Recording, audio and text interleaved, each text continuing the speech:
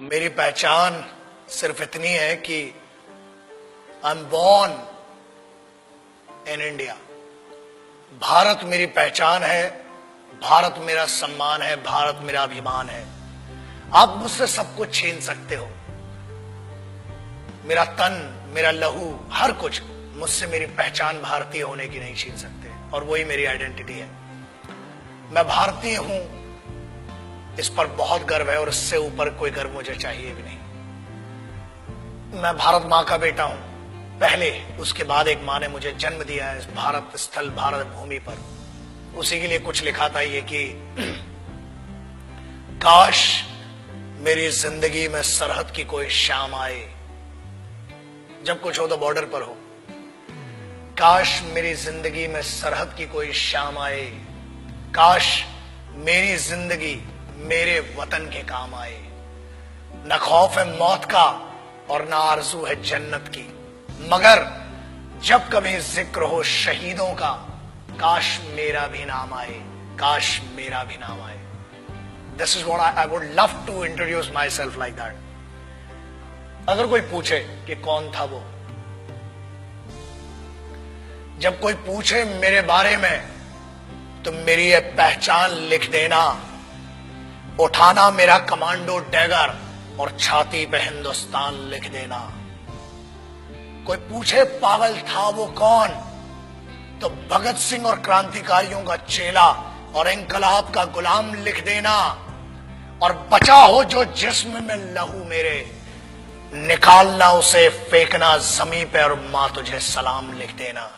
यही परिचय था, है और रहेगा।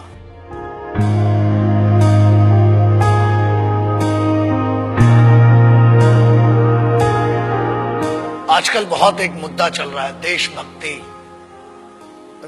कुछ लोगों ने उसे हिंदुओं से जोड़ दिया, कुछ ने मुसलमानों से जोड़ दिया, कुछ ने सिखों से, कुछ ने ईसाइयों से। एक बात याद रखना, हम पहचान हैं एक ऐसा महाविद्यालय, एक ऐसी university. It's like an university, it's like a college, the country is like college. We may have different wings, we may have different subjects, but we all belong to one college, and that college is Bharat, राष्ट्र।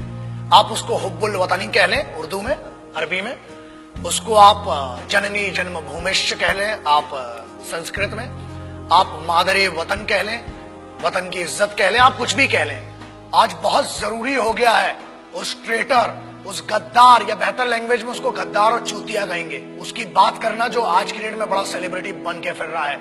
Let's talk about that person जिसने हर फौजी और हर इस भारत मां के बेटे को hurt किया है। आज उसके बारे में बात करना बहुत जरूरी हो चुका है। न हिंदुओं से न मुसलमानों से इस मुल्क को तकलीफ है गद्दार और बेईमानों से, जिन्हें हम हार समझ बैठे थे गला अपना सजाने को, वही अब नाग बन बैठे हम ही को काट खाने को। पिछले 2-3 महीने it has been disturbing me a lot. I being an Indian, I being a soldier, I being a simple son of this motherland, feel hurt, disheartened, and at the same time I feel pity for them. बुरा लगता है। कारण ये, लोग कहते हैं कि हम कुछ कर नहीं सकते। ऐसा है, करने पर आ जाए तो बहुत कुछ कर सकते हैं, लेकिन हम सम्मान करते हैं भारत के सर्वोच्च न्यायालय का, सुप्रीम कोर्ट का, और उसके आदेश की अवहेलना नहीं करना चाहते हैं। उसके आदेश का पालन करते हुए कुछ गद्दारों को आज भी छोड़ रखा है, वरना ऐसा है काम ही हड्डियां तोड़ने और जान लेने का हिंदुस्तानी फौज करती है।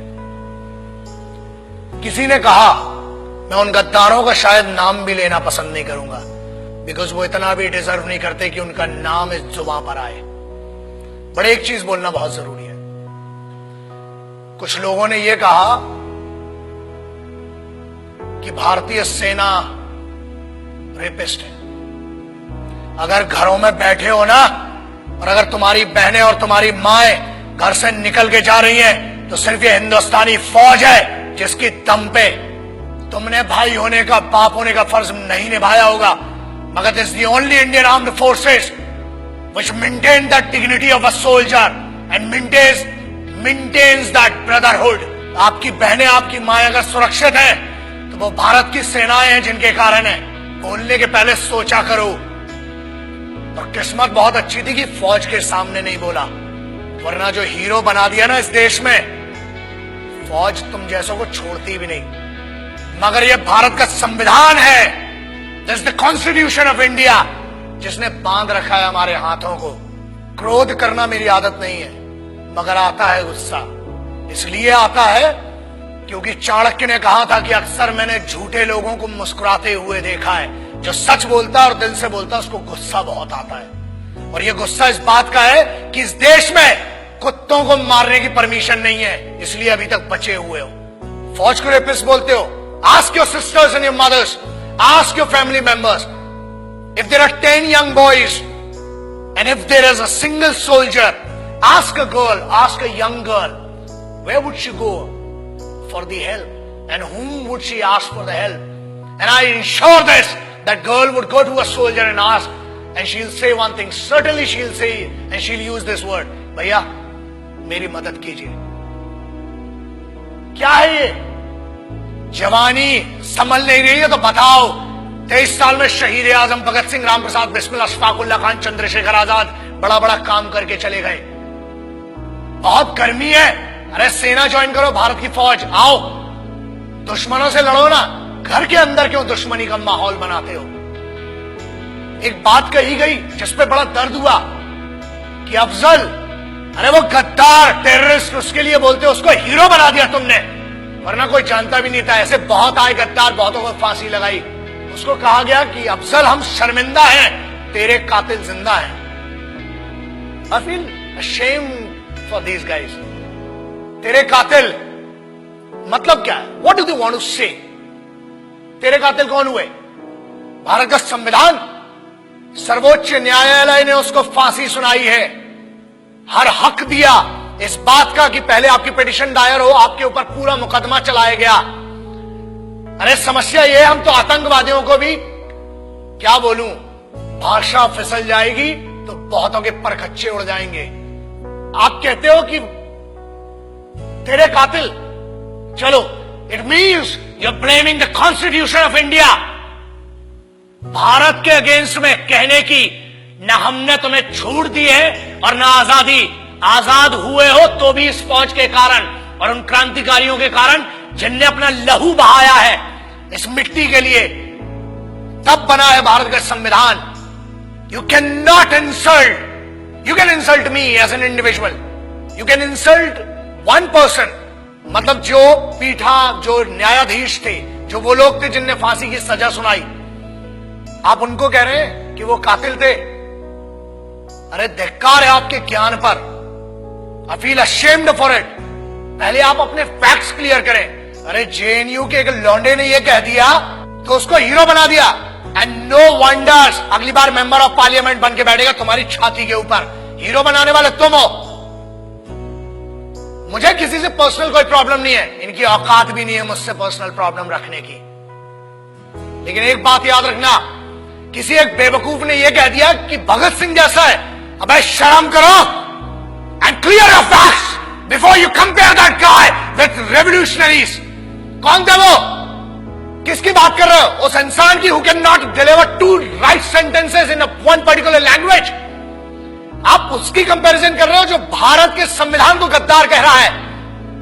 आप उनकी बात शहीद आजम, भगत सिंह, सुखदेव, राजगुरु ऐसे लोगों से कर रहे हो। कौन थे वो? पता है तुम्हें? तुम एक क्लास के एक छोटे से सब्जेक्ट को पढ़ के ज्ञानी बताते हो और तुम ये कहते हो कि क्रांति लाओगे। क्रांति होती क्या है? क्रांति सबसे पहले शुरू होती है राष्ट्र से। भारत मां या मिट्टी, I don't want to name this nation Bharat Mata और anything, but I want to say something. ये मेरी तो मां है और मेरे जैसे कई पागलों की मां है। याद रखना, बहुत छूट मिल गई है, अपनी आजादी का गलत उपयोग मत करो, वरना अगर छूट देना आता है तो लगाम लगाना भी आता है। बोलने की आजादी है, ठीक है, हमने आजादी दी है, बट वो आजादी किसने दी है? The freedom has been given to you by the constitution of this country. The Honorable Supreme Court has some guidelines. The Honorable Constitution of this country has some guideline. And we must respect that. आज आप एक बंदे को जिसको जमानत पर छोड़ा गया है उसको हीरो बना दिया। मेरा उस बच्चे से और मेरा उस लड़के से कोई पर्सनल प्रॉब्लम नहीं है, मगर याद रखना इस देश का हर दुश्मन मेरा दुश्मन है। इस भारत माता, इस मिट्टी के ऊपर कोई भी बात करेगा, that guy, that person has to face me and the soldiers of this country. आप कैसे भारतीय सेना को रेपिस्ट कह सकते हो? शर्म करो सेंटेंस के ऊपर। अगर आज भी बच्चियां सुरक्षित हैं, if the Indian youth, if everybody, whoever is doing whatever they want to do, if this freedom has been given to them, it is just because of one thing. That Indian Army, Navy and Air Force, the Indian Armed Forces are fighting for you day and night. जब तुम सोने जाते हो तब उनकी duty का वक्त शुरू होता है। शर्म खाओ इस बात के लिए। और याद रखना, भारत को तोड़ने की कोशिश मत करो, ना हिंदुओं से न मुसलमानों से। इस मुल्क को तकलीफ थी, है, कुछ गद्दारों से और कुछ बेईमानों से। And I'm telling you on behalf of every Indian, यार आप क्या बात करते हो? मैं इस देश के यूथ का सबसे बड़ा फैन हूं और मैं कहता हूं, मैं इनका फैन हूं, भारतीय युवाओं का। The Indian youth, I am your biggest fan. और याद रखना, अपनी आजादी का गलत उपयोग मत करो, क्योंकि आप जिस ट्रैक पर ले जा रहे हो तुम इसलिए बचे हो आज तक क्योंकि भारत के संविधान ने आज भी जानवरों और कुत्तों को मारने की आजादी नहीं दी है। अगर होती तो कब के निकल चुके होते। और आज भी इंतजार कर रहे हैं कि तेरा निर्णय सर्वोच्च न्यायालय करेगी, और अगर नहीं किया, keep my words and take my words, ये चेहरा याद रखना। हम बोलते कम है, घसीटते और मारते ज्यादा है। जय हिंद, वंदे मातरम, इंकलाब जिंदाबाद, भारत माता की जय। याद रखना।